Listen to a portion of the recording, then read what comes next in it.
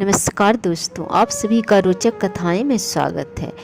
एक बहेलिया और एक टिटहरी की कहानी। एक बहेलिया था। चिड़ियों को जाल में या गोंद लगे बड़े भारी बांस में फंसा लेना और उन्हें बेच डालना ही उसका काम था। चिड़ियों को बेचकर उसे जो पैसे मिलते थे उसी से उसका काम चलता था।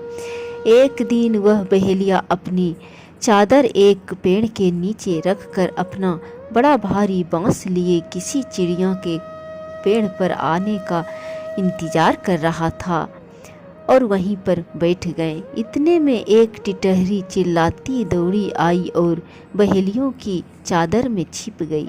टिटहरी ऐसी चिड़िया नहीं होती कि उसे कोई पालने के लिए खरीदे। बहेलिया उठा और उसने सोचा कि अपनी चादर में से टिटहरी को भगा देना चाहिए। इसी समय वहाँ ऊपर उड़ता हुआ एक बाज दिखाई पड़ा। बहेलिया समझ गया कि यह बाज टिटहरी को पकड़कर खा जाने के लिए झपटा होगा, इसलिए टिटहरी डरकर मेरी चादर में छिपी है। बहेलियों के मन में टिटहरी पर दया आ गई। उसने ढेले मारकर बाज को वहां से भगा दिया। बाज के चले जाने पर टिटहरी चादर से निकलकर चली गई। कुछ दिनों के बाद बहेलिया बीमार हुआ और मर गया।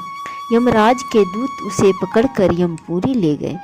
यमपुरी में कहीं आग जल रही थी, कहीं चूल्हे पर बड़े भारी कढ़ाई में तेल उबल रहा था। पापी लोग आग में भूने जाते थे, तेल में उबाले जाते थे। यमराज के दूत पापियों को कहीं कोड़ों से पीटते थे, कहीं कुल्हाड़ी से काटते थे और भी भयानक कष्ट पापियों को वहाँ दिया जाता था।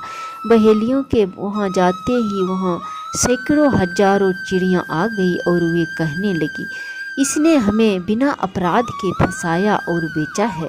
इसकी आंखें फोड़ देंगे और इसका मांस नोच नोच कर खाएंगे।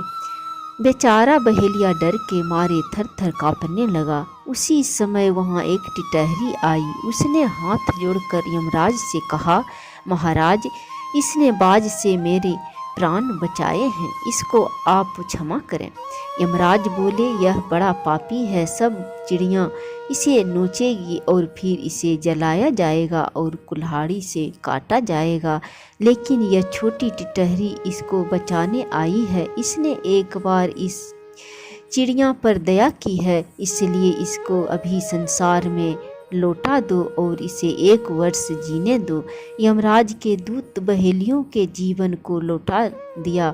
बहेलिया के घर के लोग उसकी देह को शमशान ले गए थे और चिता पर रखने वाले ही थे। तभी वे रो रहे थे। इतने में बहेलिया वहाँ पर बोलने और हिलने लगा।